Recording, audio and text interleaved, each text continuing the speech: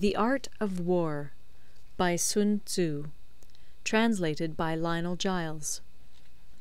Part 9. The Army on the March. Sun Tzu said, "We come now to the question of encamping the army, and observing signs of the enemy. Pass quickly over mountains, and keep in the neighbourhood of valleys. Camp in high places, facing the sun. Do not climb heights in order to fight." So much for mountain warfare.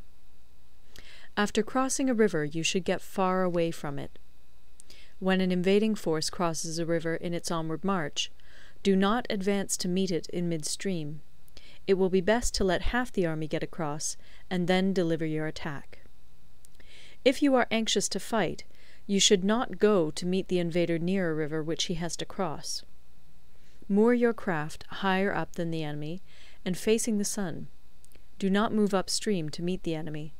So much for river warfare. In crossing salt marshes, your sole concern should be to get over them quickly, without any delay. If forced to fight in a salt marsh, you should have water and grass near you, and get your back to a clump of trees. So much for operations in salt marshes. In dry, level country, take up an easily accessible position with rising ground to your right and on your rear, so that the danger may be in front and safety lie behind. So much for campaigning in flat country. These are the 4 useful branches of military knowledge which enabled the Yellow Emperor to vanquish 4 several sovereigns. All armies prefer high ground to low, and sunny places to dark. If you are careful of your men and camp on hard ground, the army will be free from disease of every kind, and this will spell victory. When you come to a hill or a bank, occupy the sunny side, with the slope on your right rear. Thus you will at once act for the benefit of your soldiers, and utilize the natural advantages of the ground. When, in consequence of heavy rains up country, a river which you wish to ford is swollen and flecked with foam, you must wait until it subsides. Country in which there are precipitous cliffs with torrents running between, deep natural hollows, confined places, tangled thickets, quagmires, and crevasses, should be left with all possible speed, and not approached. While we keep away from such places, we should get the enemy to approach them. While we face them, we should let the enemy have them on his rear. If in the neighbourhood of your camp there should be any hilly country, ponds surrounded by aquatic grass, hollow basins filled with reeds, or woods with thick undergrowth, they must be carefully routed out and searched, for these are places where men in ambush or insidious spies are likely to be lurking. When the enemy is close at hand and remains quiet, he is relying on the natural strength of his position. When he keeps aloof and tries to provoke a battle, he is anxious for the other side to advance. If his place of encampment is easy of access, he is tendering a bait. Movement amongst the trees of a forest shows that the enemy is advancing. The appearance of a number of screens in the midst of thick grass means that the enemy wants to make us suspicious. The rising of birds in their flight is the sign of an ambuscade. Startled beasts indicate that a sudden attack is coming. When there is dust rising in a high column, it is the sign of chariots advancing. When the dust is low, but spread over a wide area, it betokens the approach of infantry. When it branches out in different directions, it shows that parties have been sent to collect firewood. A few clouds of dust moving to and fro signify that the army is encamping. Humble words and increased preparations are signs that the enemy is about to advance. Violent language and driving forward as if to the attack are signs that he will retreat. When the light chariots come out first and take up a position on the wings, it is a sign that the enemy is forming for battle. Peace proposals unaccompanied by a sworn covenant indicate a plot. When there is much running about, and the soldiers fall into rank, it means that the critical moment has come. When some are seen advancing and some retreating, it is a lure.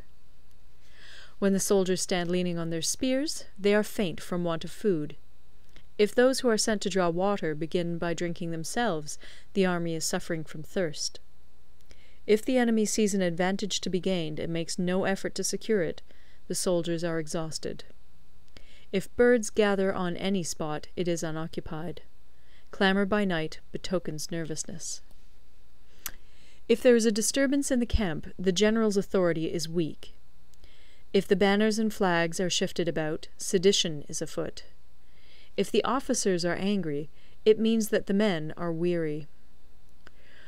When an army feeds its horses with grain and kills its cattle for food, and when the men do not hang their cooking pots over the campfires, showing that they will not return to their tents, you may know that they are determined to fight to the death.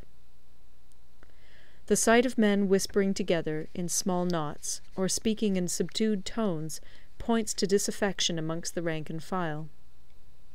Too frequent rewards signify that the enemy is at the end of his resources. Too many punishments betray a condition of dire distress. To begin by bluster, but afterwards to take fright at the enemy's numbers, shows a supreme lack of intelligence. When envoys are sent with compliments in their mouths, it is a sign that the enemy wishes for a truce. If the enemy's troops march up angrily and remain facing ours for a long time without either joining battle or taking themselves off again, the situation is one that demands great vigilance and circumspection. If our troops are no more in number than the enemy, that is amply sufficient. It only means that no direct attack can be made. What we can do is simply to concentrate all our available strength, keep a close watch on the enemy, and obtain reinforcements.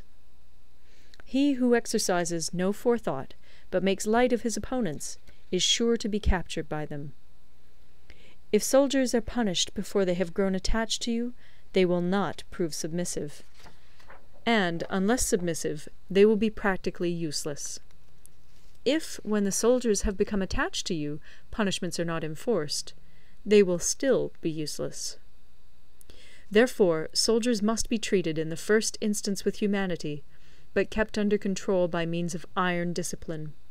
This is a certain road to victory. If in training soldiers commands are habitually enforced, the army will be well disciplined. If not, its discipline will be bad. If a general shows confidence in his men, but always insists on his orders being obeyed, the gain will be mutual. End of Part 9. Part 10. Terrain. Sun Tzu said, we may distinguish 6 kinds of terrain, to wit, 1. Accessible ground, 2. Entangling ground, 3. Temporizing ground, 4. Narrow passes, 5. Precipitous heights, 6. Positions at a great distance from the enemy. Ground which can be freely traversed by both sides is called accessible. With regard to ground of this nature, be before the enemy in occupying the raised and sunny spots, and carefully guard your line of supplies. Then you will be able to fight with advantage. Ground which can be abandoned but is hard to reoccupy is called entangling. From a position of this sort, if the enemy is unprepared, you may sally forth and defeat him. But if the enemy is prepared for your coming, and you fail to defeat him, then, return being impossible, disaster will ensue. When the position is such that neither side will gain by making the first move, it is called temporizing ground. In a position of this sort, even though the enemy should offer us an attractive bait, it will be advisable not to stir forth, but rather to retreat, thus enticing the enemy in his turn. Then, when part of his army has come out, we may deliver our attack with advantage. With regard to narrow passes, if you can occupy them first, let them be strongly garrisoned and await the advent of the enemy. Should the army forestall you in occupying a pass, do not go after him if the pass is fully garrisoned, but only if it is weakly garrisoned. With regard to precipitous heights, if you are beforehand with your adversary, you should occupy the raised and sunny spots, and there wait for him to come up. If the enemy has occupied them before you, do not follow him, but retreat, and try to entice him away. If you are situated at a great distance from the enemy, and the strength of the two armies is equal, it is not easy to provoke a battle, and fighting will be to your disadvantage. These 6 are the principles connected with earth. The general who's attained a responsible post must be careful to study them. Now, an army is exposed to 6 several calamities, not arising from natural causes, but from faults for which the general is responsible. These are 1. Flight, 2. Insubordination, 3. Collapse, 4. Ruin, 5. Disorganization, 6. Rout. Other conditions being equal, if one force is hurled against another 10 times its size, the result will be the flight of the former. When the common soldiers are too strong and their officers too weak, the result is insubordination. When the officers are too strong and the common soldiers too weak, the result is collapse. When the higher officers are angry and insubordinate, and on meeting the enemy give battle on their own account from a feeling of resentment, before the commander-in-chief can tell whether or not he is in a position to fight, the result is ruin. When the general is weak and without authority, when his orders are not clear and distinct, when there are no fixed duties assigned to officers and men, and the ranks are formed in a slovenly, haphazard manner, the result is utter disorganization. When a general, unable to estimate the enemy's strength, allows an inferior force to engage a larger one, or hurls a weak detachment against a powerful one, and neglects to place picked soldiers in the front rank, the result must be rout. These are 6 ways of courting defeat, which must be carefully noted by the general who has attained a responsible post. The natural formation of the country is the soldier's best ally, but a power of estimating the adversary, of controlling the forces of victory, and of shrewdly calculating difficulties, dangers, and distances, constitutes the test of a great general. He who knows these things, and in fighting puts his knowledge into practice, will win his battles. He who knows them not, nor practices them, will surely be defeated. If fighting is sure to result in victory, then you must fight, even though the ruler forbid it. If fighting will not result in victory, then you must not fight even at the ruler's bidding. The general who advances without coveting fame, and retreats without fearing disgrace, whose only thought is to protect his country and do good service for his sovereign, is the jewel of the kingdom. Regard your soldiers as your children, and they will follow you into the deepest valleys. Look upon them as your own beloved sons, and they will stand by you even unto death. If, however, you are indulgent, but unable to make your authority felt, kind-hearted, but unable to enforce your commands, and incapable, moreover, of quelling disorder, then your soldiers must be likened to spoilt children. They are useless for any practical purpose. If we know that our own men are in a condition to attack, but are unaware that the enemy is not open to attack, we have gone only half-way towards victory. If we know that the enemy is open to attack, but are unaware that our own men are not in a condition to attack, we have gone only half-way towards victory. If we know that the enemy is open to attack, and also know that our men are in a condition to attack, but are unaware that the nature of the ground makes fighting impracticable, we have still only gone half-way towards victory. Hence the experienced soldier, once in motion, is never bewildered. Once he has broken camp, he is never at a loss. Hence the saying, "If you know the enemy and know yourself, your victory will not stand in doubt. If you know heaven and know earth, you may make your victory complete." End of Part 10.